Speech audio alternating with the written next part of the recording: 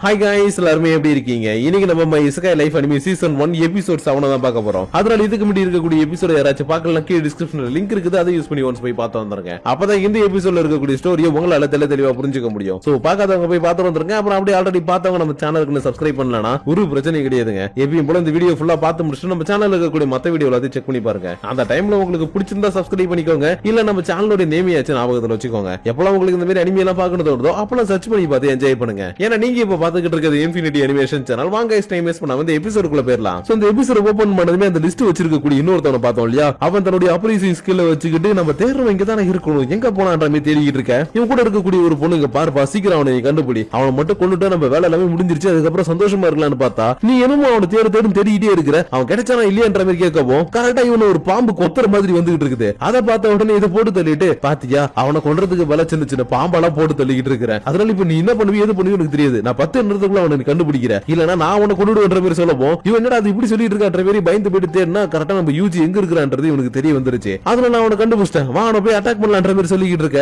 இன்னொரு பக்கம் இருக்கக்கூடிய யூஜியும் இவங்க அட்டாக் பண்றதுக்காக வர போறாங்கன்றது எல்லாத்தையுமே தெரிஞ்சுக்கிட்டே தான் போயிட்டு இருக்கான். ஏன்னா இவனுடைய ஸ்லைம்ஸ் தான் ஆல்ரெடி காட்டுக்குள்ள அனுப்பி எப்பயும் செக் பண்ணுவா இல்லையா, அந்த மாதிரி செக் பண்ணும்போது இவங்க இருக்காங்கன்ற விஷயம் தெரிய வந்துருச்சு. இருந்தாலும் இப்ப இவன் எங்க போயிட்டு இருக்கான்னு கேட்டீங்கன்னா இந்த சிட்டியை விட்டு இன்னொரு சிட்டிக்கு போயிட்டு இருக்கான். அப்ப இந்த சிட்டி அவ்வளவுதானா அப்படின்னு கேட்டீங்கன்னா ஆமா, இப்ப இவன் இருந்த சிட்டில இருந்து கிளம்பிதான் ஆகணும். ஏன்னா அந்த சிட்டில இருக்கும்போது இவனுக்கு ஆபத்து வருதோ இல்லையோ இவனால அந்த சிட்டிக்கு தான் ஆபத்து வருது. அதனால இதுக்கப்புறம் நமக்கு எந்த சரி வராது, இங்க இருந்து கிளம்பிடலாம்னு சொல்லிட்டு வேற ஒரு சிட்டிக்கு போறதுக்காக போயிட்டு அந்த பொண்ணுட்டு கேட்கவும் இவன் இல்ல நான் இங்க இருந்து அனுப்ப மாட்டேன், நீ ரொம்பவே பிரிஷியஸ் ஆனால் நீ இங்க தான் இருக்கணும்ன்ற மாதிரி கேட்டிருக்கா. ஆனா இவனோட விருப்பத்தை யாராலும் தடுக்க முடியாது இல்லையா, அதனால சரி ஓகே எங்கப்பா போகணும்னு ஆசைப்படுற மாதிரி கேட்க இவன் எப்பயும் போல இல்லப்பா நீனே ஒரு இடத்த எனக்கு சஜஸ்ட் பண்ணு, அந்த இடத்துக்கு நான் போயிட்டு வரன்ற மாதிரி சொல்லிட்டு இருக்க. இவனும் தன்னுடைய மேப்ல எல்லாம் சரி பார்த்துட்டு அப்பெல்லாம் சரி ஓகே நீ இப்ப போகலையா பாப்பா, ஏன்னா உங்ககிட்ட எக்கச்சக்கமான ஸ்லைம்ஸ் இருக்கு இல்லையா, அந்த ஸ்லைம்ஸுக்கு மாஸ்டர் ஆர்மர் அந்த இடத்துல கிரியேட் பண்றாங்க, அது அங்க ரொம்பவே ஃபேமஸ். அதுலயும் முக்கியமா கைகோஸ்ன்ற ஒருத்தவர் ரொம்பவே சூப்பரா மாஸ்டர் ஆர்மர் செய்வாரு, அவரை பத்தி எனக்கு நல்லாவே தெரியும். அதனால நீ அங்க போனீங்கன்னா நான் சொன்னு போயிட்டு அவரை நீ மீட் பண்ணுப்பா, உனக்கு தேவையான எல்லாத்தையும் அவர் செஞ்சு கொடுப்பாருன்ற பேர் சொல்லவும் இவனும் சரி ஓகேப்பா நானும் என்னுடைய உல்ஃபுக்கு ஸ்லைமுக்கு ஏதாவது ஆர்மர்ஸ் வாங்கலாம் தான் நினைச்சிட்டு இருந்தேன், அதுக்கேற்ற மாதிரி நீ இந்த இடத்த சஜஸ்ட் பண்ணியா, அதனால நான் அங்கேயே போயிட்டு வரேன்னு சொல்லிட்டு இந்த இடத்துல இருந்து கிளம்பி இருக்கிறான். ஆனா என்ன பண்றது, இப்ப இவனை போட்டு தள்ளுறதுக்காக 2 பேர் வந்துட்டாங்க இல்லையா, அதனால அவங்களை நான் இப்ப போட்டு தள்ளணும், இல்லன்னா அவங்களை நான் சமாளிக்கணும். இப்ப நான் என்ன பண்றதுன்ற மாதிரி யோசிச்சுக்கிட்டே இருக்கேன். சடனா என்ன நினைச்சான்னு தெரியல, காட்டுக்கு நடுவில் இருக்கக்கூடிய ஒரு மரத்துக்கடியில படுத்துக்கிட்டு இவங்க யாரு எப்படி பண்றாங்கன்றது எல்லாத்தையும் கொஞ்ச நேரம் தெரிஞ்சுக்கிறதுக்காக ட்ரை பண்றான். ஏன்னா இப்ப லாஸ்டா அந்த வில்லேஜுக்கு போகும்போது அங்க இருக்கிறவங்க எல்லாரையும் பிடிச்சி விசாரிக்கலாம்னு பார்க்கும்போது அவங்க வேணுனே சூசைட் பண்ணிட்டு இறந்து போயிட்டாங்க இல்லையா, அதனாலதான் எக்கச்சக்க பேர் நான் சும்மா குடிக்கிறேன்னு போனதுக்கு இறந்து போயிட்டாங்க.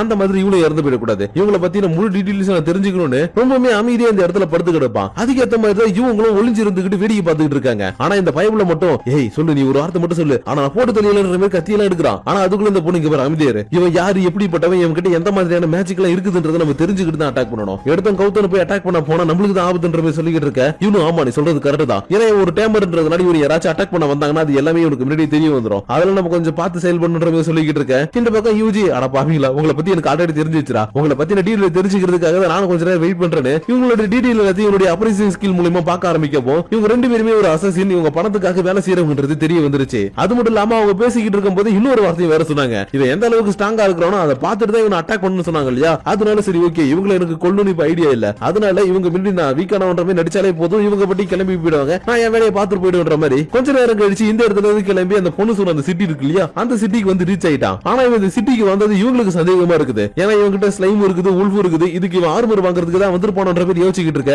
கரெக்டா இவனு கையோடைய கடைக்கு தான் போறான். அதனால இதை பார்த்த உடனே பாத்தியா அவன் அப்பனா ஸ்ட்ராங்கஸ்டான ஆள் தான், அவனை நம்ம போட்டு தள்ளுன்ற பேசவும் அந்த பக்கம் இருக்கக்கூடிய யூஜி என்ன பண்றான்றது பெருசா இவங்களுக்கு தெரியல. அதனால பக்கத்துல இருக்கக்கூடிய இந்த பைபிள் அப்ரைசிங் ஸ்கில் மூலமா பார்க்க இந்த இடத்துல நம்ம யூஜி என்ன பண்ணிட்டு இருக்கானா இங்க இருக்கக்கூடிய ஒரு மெட்டீரியல் எடுத்து பார்க்கறான். ஆனா இதுல இருக்கக்கூடிய பிரைஸ் டேக பார்த்துட்டு இவ்வளவு வெளியா இது என்னால வாங்க முடியாதுன்ற பேர் பாத்துக்கிட்டு இருக்க. இந்த கடையில வேலை செய்யறவங்க வெளில போடான்ற பேர் அடிச்சு துரத்தி விட்டுறான். அதனால இந்த சீனை பார்த்துட்டு பாத்தியாப்பா ஒரு கஞ்ச பிஸ்னாரியா கேட்ற பேர் பாத்துக்கிட்டு இருக்க. யூஜியோ நான் என்னத்த பண்ணுவேன்ற மாதிரி சோகத்துல நடந்து போய்கிட்டு இருக்கான். ஆனா தெரியாதனமா மினிட்டி இருக்கக்கூடிய ஒருத்தர் மேல மோதி கீழே விழவும் சாரிங்க தெரியாம டிஸ்டன்ஸ் சொல்லிட்டு போறதுக்கு பதிலா வளைச்சு ஐயா மடிச்சிருக்க என்ன இது பண்ணிடாதீங்க நான் ஒரு அப்பா வச்சுன்ற மாதிரி மண்டி போட்டுலாம் மன்னிப்பு கேட்கறான். அதனால இதை பார்த்து எப்பா என்னால நம்பவே முடியலப்பா, அவன் கிட்ட பவர் இருந்ததுன்னா நேரத்துக்கு அவனை அடிச்சிருக்கணுமே, ஆனா அதை விட்டுட்டு அவன் கிட்ட கெஞ்சிக்கிட்டு இருக்கான்ற மாதிரி பாத்துக்கிட்டு இருக்க. கொஞ்ச நேரம் கழிச்சு இவன் பழம் வாங்கலாம்னு சொல்லிட்டு கடைக்கு போறான். ஆனா இப்ப கூட இவன் 2 காயின் தான் இருக்கு, இதை வச்சுட்டு பழமே வாங்க முடியாது. ஆனா ஒரு சின்ன பையன் அசால்ட்டா ஓடி வந்து அக்கா அந்த பழம் கொடுங்கன்ற மாதிரி வாங்கிட்டு போகப்போ இதை பார்த்துட்டு இவன் என்னடா அது இவெல்லாம் அப்படி பண்றானேன்ற மாதிரி ஃபீல் பண்ணிக்கிட்டு இருக்க. இதை பார்த்துட்டு என்னடா அவன் இப்படி நடந்துக்கிறானேன்ற மாதிரி இவங்க ஃபீல் பண்ண ஆரம்பிக்கிறாங்க.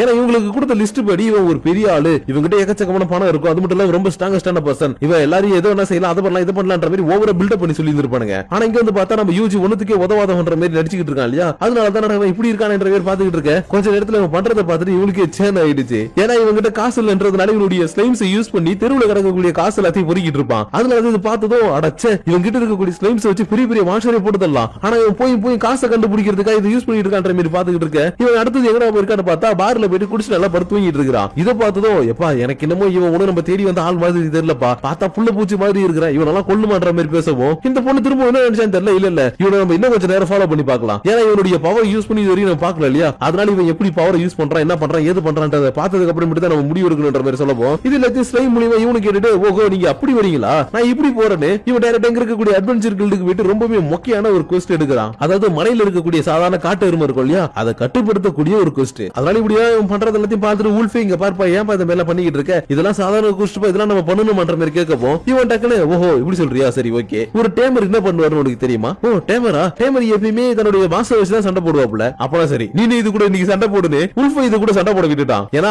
பின்னாடி 2 பேர் ஃபாலோ பண்ணிட்டு வந்திருக்காங்க இல்லையா, அதனாலதான் அவங்க மினிட் ரொம்பவே வீக்கா காட்டிக்கணுன்றதுக்காக தன்னுடைய உல்ஃப் வச்சு சண்டை போட சொல்ல இதுவோ என்னப்பா இப்படி சொல்லிட்டு எனக்கு ரொம்பவே பயமா இருக்குது என்ற மாதிரி பயந்துகிட்டு இருக்குது. ஏன்னா இதுதான் சரியான பயந்தா வழியாச்சு, அதனால நீ விட்டுடுங்க நான் இந்த ஆட்டத்துக்கு வரமாட்டேன்ற மாதிரி கத்திக்கிட்டு இருக்கப்போ கரெக்டா இதுக்கு முன்னாடி இருக்கக்கூடிய எருமை மாடு ஓடி வந்து ஒரு முட்டு வருது. ஆனா ஜஸ்ட் கீழே குனிஞ்சு ஒரு தள்ளவும் அந்த எருமை மாடு கீழே வந்து மண்ண கவி இருக்கும். இதை பார்த்த உடனே என்னது நம்மளுக்குள்ள இவ்வளவு பவரான்ற மாதிரி இதுக்கே ஆச்சரியமா இருக்குது. ஆனா இதெல்லாம் விட நம்ம ஹீரோ தான் ரொம்ப ஆச்சரியப்படுறான். ஏன்னா இவன் ஃபர்ஸ்ட் டைம் அந்த உல்ஃபை மீட் பண்ணும்போது இது ரொம்பவே ஆக்ரோஷமா இவன் அட்டாக் பண்றதுக்கு வந்திருக்கும். ஆனா இவன் மேஜிக்கல் நெட்டை வச்சு புடிச்சு அடுத்த செகண்டே ஐயா என்ன விட்டுடுங்கன்ற மாதிரி கதறிக்கிட்டு இருக்குது. ஆனா இவனுக்கு அந்த வார்த்தை எல்லாம் கேட்கல. அதனால பீஸ்ட் டிரான்ஸ்லேஷன் போட்டு கேட்கும் போது தான் ஐயா சாசரரே நீங்க புடிச்சு போட்டு அடிக்கிற அளவுக்கு பெரிய எல்லாம் கிடையாதுங்க, சாதாரண ஒரு எடி குஞ்சு மாதிரி அங்கங்க ஓடிக்கிட்டு இருந்தேன், ஏதாவது பசிக்கு சும்மா வேட்டையாடலாம் இந்த பக்கம் வந்து தெரியாதனமா உங்ககிட்ட வந்து மாட்டிட்டேன், அதனால ஏதோ அறியா புள்ள தெரியாம பண்ணிட்டேன்ற மாதிரி என்ன மன்னிச்சு விட்டுருக்குன்ற மாதிரி இது கதறவும் இவனுக்கும் சரி ஓகே என்னடா இப்படி கதறது என்ன விட்டுட்டான். ஆனா அடுத்த செகண்ட் பாரு நீ பாக்குறது ரொம்ப அப்பாவையா இருக்கிற, நான் வேணா உனக்கு ட்ரைனிங் கொடுக்கிட்ட மாட்ட மாதிரி கேட்கும்போது ஓ அப்படியா சரி ஓகே எனக்கு ட்ரைனிங் கொடுங்கன்னு சொல்லிட்டு அப்பையில இருந்து இவனுக்கு ஒரு பெட்டு மாதிரி இது மாறிடுச்சு. அது மட்டும் இல்லாம இந்த மாதிரி இசக்காய் பெல்ட்ல மாஸ்டர் மூலமா ஒரு பெல்ட் கழுத்துல போடுறாங்கன்னா கொஞ்சம் பவர் கிடைக்கும் இல்லையா, அந்த மாதிரி தான் இதோட கழுத்துல நம்ம யூஜி ஒரு பெல்ட் மாட்டினதுக்கு அப்புறம் இதுக்கு சில பவர்ஸ் எல்லாம் கிடைச்சிருக்குது. அந்த விஷயம் இந்த உல்ஃபுக்கு சரியா தெரியல.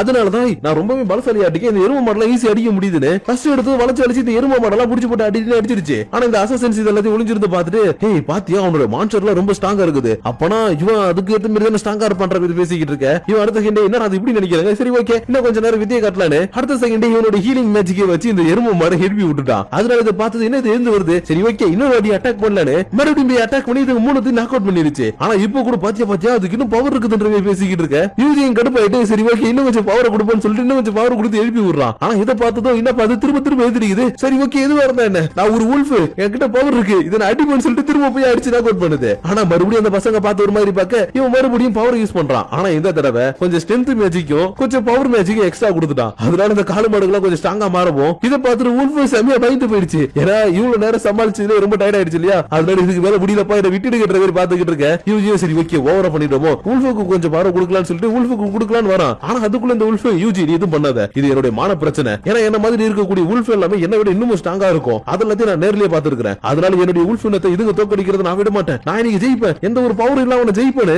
இது தன்னுடைய மொத்த பவரையும் காட்டி அட்டாக் பண்ண போறேன்னு இதுக்குள்ள இருக்கக்கூடிய பவரை நம்பி போயிட்டு ஒரு அட்டாக் பண்ணவும் இந்த 3 காலமாடு மறுபடியும் மயக்க முடிக்க விழுந்துருச்சுங்க. ஆனா என்ன பண்றது இதுல இருக்கக்கூடிய ஒரு காலமாடு மட்டும் கொஞ்சம் கான்சியஸ் இருந்திருக்காதுங்க. அது மட்டும் யூஜி அட்டாக் பண்றதுக்காக ஓடி வந்துட்டு இருக்க. உல்ஃப் வந்து யூஜி என்ற பேர் கத்தி இருக்கும். அதை பார்த்த உடனே என்ன நினைச்சான்னு தெரியல, டக்குனு இவனுக்குள்ள இருக்கக்கூடிய மேஜிக் சாமனிங் மூலமா ஒரு கத்தி எடுத்துட்டு அட்டாக் பண்ணிட்டான். ஆனா இப்படி இவன் பண்ணதை பார்த்துட்டு இருந்த அசசின்ஸ் 2 பேரும் பேய் அரைஞ்சு போயிட்டாங்க. ஏன்னா இவ்வளவு நேரம் அமைதியா புள்ள போச்சு மாதிரி நின்னுட்டு இருந்தவ சட்டனா ஒரு கத்தியை சமன் பண்ணி அட்டாக் பண்ணிருக்கான் இல்லையா, அதனாலதான் இவன் கிட்ட சமனிங் ஸ்பெல்லாம் இருக்குது, இவன் கத்தி உருவாக்கி இருக்கான். அப்பனா இவன் ஸ்ட்ராங்கானவன்ற மாதிரி பார்க்க இந்த பொண்ணு உடனே ஆமா இவன் கிட்ட பவர் இருந்தோ இது யூஸ் பண்றதுக்கு இவனுக்கு தெரியல, அதனால இவன மாதிரி ஒருத்தன் என்ன போட்டதுல வந்திருக்கோம், இவனா நம்மளுக்கு ஒரு பொருட்டே கிடையாதுப்பா இவனை விட்டுடலாம் அப்படின்னு சொல்லிட்டு இவங்க 2 பேரும் இந்த இடத்துல கிளம்ப ஆரம்பிக்கவும் யூஜியும் சரி ஓகே நான் நினைச்ச மாதிரி இன்னைக்கு யாருமே நான் சாகடிக்கல, அதனால எனக்கு கொஞ்சம் நிம்மதியான்ற மாதிரி யோசிச்சுட்டு இருக்கும்போது ஸ்லைம் மட்டும் யூஜி நான் இப்ப வரமாட்டேன் அவங்க பின்னாடி தான் போக போறேன் சொல்லிட்டு இருக்கு. என்னடா கேட்டா அவங்க இன்னொரு ஸ்க்ரோலை பத்தி பேசிட்டு இருக்காங்க. அதாவது நம்ம யூஜி கையில கிடைச்ச ஒரு ஸ்க்ரோல்ல இவனுடைய பேர் இருந்துச்சு தவிர இன்னொரு ஸ்க்ரோல் இருந்திருக்கு, அதுல வேற ஒருத்தவங்களுடைய பேர்ல இருந்திருக்காட்டுக்கு. அதனால அந்த ஸ்க்ரோல்ல இருக்கவங்களுடைய கதையை முடிக்கலாம் பாப்பா போலான்னு சொல்லிட்டு போயிட்டு இருக்கோம். யூஜி சரி ஓகே நீ பின்னாடியே ஃபாலோ பண்ணிட்டு போன்ற மாதிரி சொல்லி இருக்கான். அதனால இதுவும் பின்னாடியே ஃபாலோ பண்ணிட்டு போக இவங்க ஒரு ஹைடிங் பிளேஸ்க்கு போயிட்டு இதுக்கு முன்னாடி கிராமத்துல இருக்கிறவங்க கிறிஸ்டல் மூலமா ஒருத்தன் பேசி இருந்தாங்க இல்லையா, அதே மாதிரி ஒரு கிறிஸ்டல் எடுத்து வச்சுக்கிட்டு தலைவரே நீங்க சொன்ன மாதிரி அந்த பையனை நாங்க பின்னாடி ஃபாலோ பண்ணி பார்த்தோம், அவன் ஒன்னும் பெரிய ஒருத்தான பையனா இல்ல சாதாரண ஒரு பையன் தான் மாதிரி சொல்லிக்கிட்டு இருக்க.